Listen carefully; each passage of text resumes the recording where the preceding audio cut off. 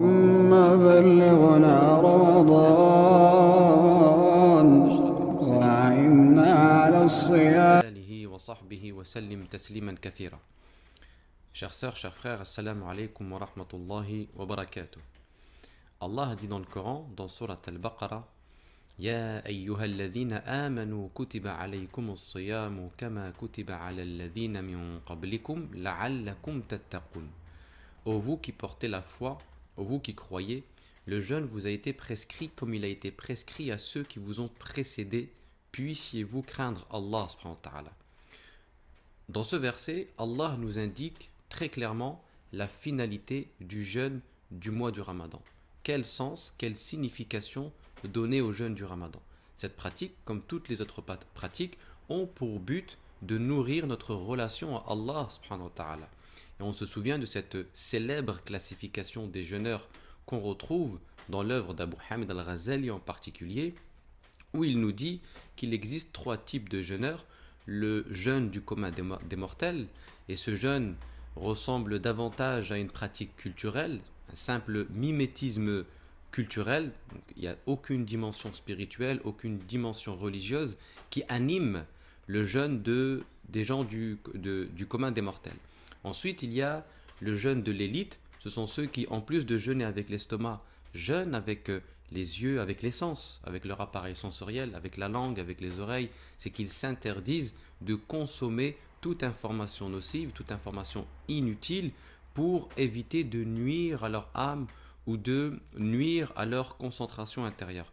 Et ensuite, il y a le jeûne de l'élite. De l'élite, ce sont ceux qui, en plus de jeûner avec l'estomac et les sens, jeûnent aussi avec le cœur. C'est-à-dire qu'ils ont atteint un niveau de conscience qui leur permet de maîtriser même les influences et les pensées négatives qui puissent perturber leur cheminement spirituel. Donc ici, nous avons trois catégories de jeûneurs, et l'idéal, bien évidemment, le croyant pendant ce mois du Ramadan doit aspirer, autant que faire se peut, à atteindre ce haut degré de la spiritualité qui consiste à avoir un certain contrôle de soi-même, une certaine maîtrise de son cœur, de son âme, imposer une certaine discipline à son âme.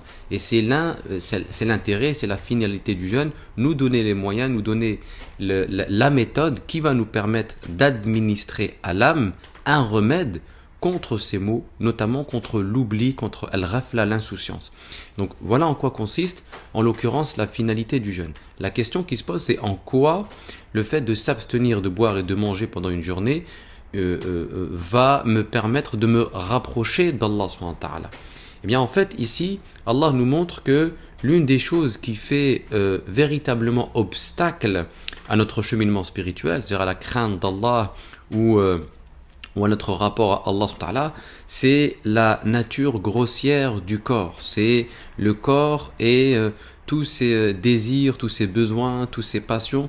Et donc le corps finit par occuper une place trop importante dans la vie du croyant, une place qui ne laisse aucun espace pour l'épanouissement spirituel du cœur. Et donc le cœur vit avec des aspirations spirituelles, le cœur vit avec un appel, le cœur a envie de se rapprocher d'Allah, a envie de goûter à la proximité d'Allah subhanahu wa ta'ala, mais ces appels sont empêchés par ce corps qui contient des désirs, des passions, des inclinations pour le bas monde. Et donc Allah nous invite, ou nous oblige plutôt, à mettre entre parenthèses notre corps pendant un mois, à calmer un peu son vacarme, à mettre sous silence les désirs, les passions de l'âme, etc., pour pouvoir accorder davantage d'importance, de temps aux appels du cœur. Donc l'une des sagesses du jeûne du Ramadan, c'est justement d'atténuer le poids, symboliquement parlant, du corps, pour que le cœur puisse retrouver sa légèreté, pour qu'il puisse s'épanouir spirituellement.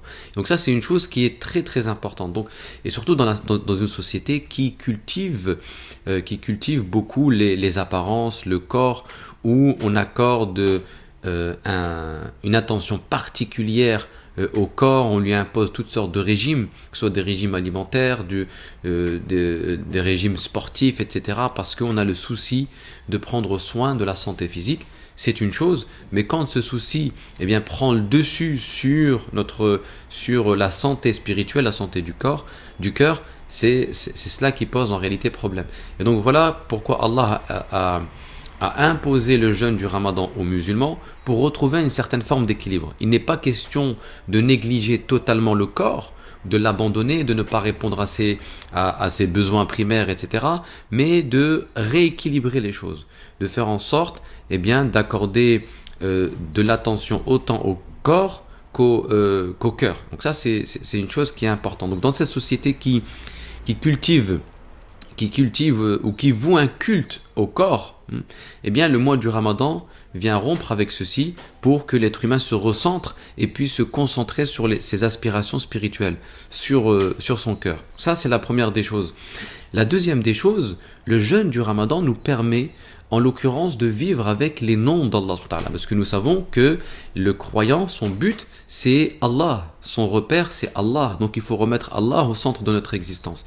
Et le mois du Ramadan va nous permettre de nous connecter en particulier avec certains noms d'Allah, de vivre avec ces noms, de les réaliser, de les actualiser, de goûter à leurs fruits. Et parmi ces noms qu'on retrouve, en particulier durant le mois du Ramadan, il y a le Ar-Razzaq. On se rend compte, on mesure bien ce nom-là, notamment au moment de la rupture du jeûne. Quand on est amené à rompre le jeûne, et bien là on réalise la valeur du rizq et donc l'importance de Ar-Razzaq, celui qui pourvoit aux besoins de l'être humain, parce que c'est dans la privation qu'on mesure la valeur des choses. Donc là on va mieux mesurer, on va mieux apprécier ce nom d'Allah qui est Ar-Razzaq. Et durant ce jeûne, nous faisons l'expérience de deux choses qui permettent l'accomplissement de la foi.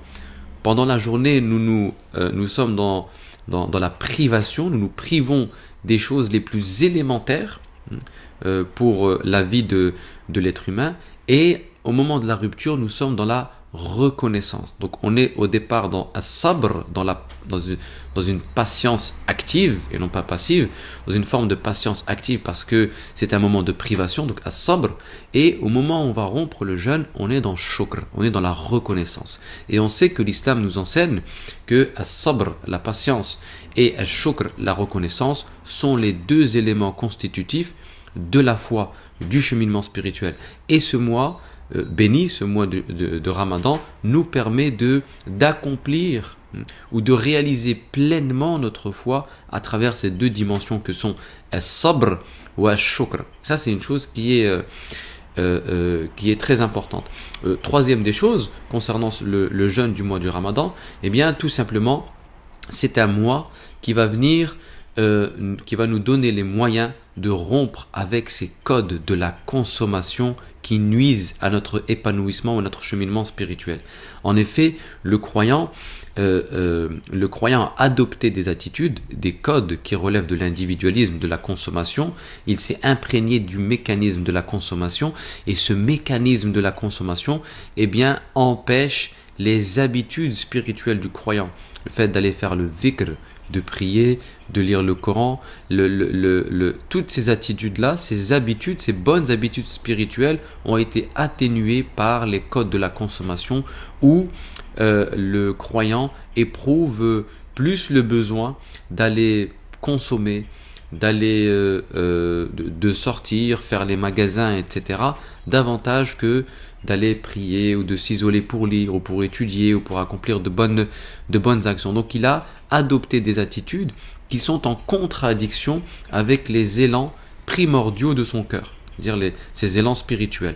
Et donc le mois du Ramadan va nous permettre de rompre avec ces codes de l'individualisme et de la consommation. En fait, c'est une façon de venir détruire nos mauvaises habitudes. Le mois du Ramadan vient bousculer notre quotidien. Il vient nous arracher à notre confort. Il vient bousculer notre mode alimentaire, notre sommeil. Donc tout est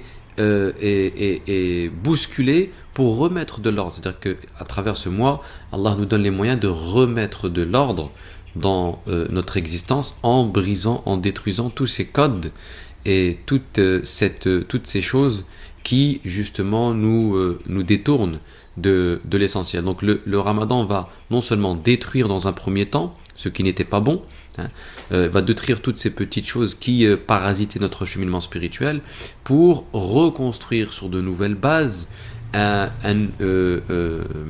notre cheminement spirituel, pour reconstruire ou pour redéfinir nos modalités d'existence, mais sur la base cette fois-ci de choses essentielles, notamment sur la base de la foi, sur la base de la pratique et des rites. Donc voici, ce sont les quelques sagesses que nous pouvons tirer de ce mois, que nous devons, dont le croyant doit s'efforcer de tirer le meilleur, donc tirer profit de ce mois béni pour s'élever spirituellement, pour gagner en conscience spirituelle, parce que c'est ça la taqwa. La taqwa, c'est cette conscience préservatrice, cette conscience qui te permet de te recentrer, parce qu'elle remet Allah au centre de la vie. Donc elle permet de te renouer avec tes véritables repères spirituels, et parmi les repères spirituels du croyant, il y a en l'occurrence la mosquée. C'est un lieu qui sera beaucoup plus fréquenté que durant les autres mois, notamment pendant la période de Tarawih. C'est une façon de dire, voilà, vos véritables repères géographiques pour votre cheminement spirituel, ce sont les mosquées, les instituts, les écoles, et non pas les centres commerciaux, les magasins, même si ce n'est pas une mauvaise chose en soi, mais c'est juste une manière de remettre les choses à leur place. Donc voici les quelques enseignements, les quelques sagesses que nous pouvons tirer de ce mois béni, durant lequel le croyant est invité avec force à se réconcilier, notamment avec la parole d'Allah, parce que c'est le mois durant lequel a été révélée la parole d'Allah. Donc il faut accorder une place centrale à la parole d'Allah, lire et s'abreuver et se plonger dans cet océan de sagesse divine que contient le Coran, parce que le Coran c'est le livre qui permet d'apporter de l'oxygène spirituel aux croyants. Donc Al-Qur'an, al-dhikr, multiplie le dhikr, les invocations, parce que le prophète sallallahu alayhi wa sallam nous enseigne que l'invocation du jeûneur est exaucée. Donc il ne faut pas se montrer avare en matière d'invocation. Donc l'invocation, c'est l'arme du croyant. Donc le croyant, pendant ce mois du Ramadan, Inch'Allah, va s'efforcer de multiplier ces invocations, parce que l'invocation, c'est un acte d'adoration, et l'invocation permet d'intensifier, de nourrir notre relation à Allah subhanahu wa ta'ala.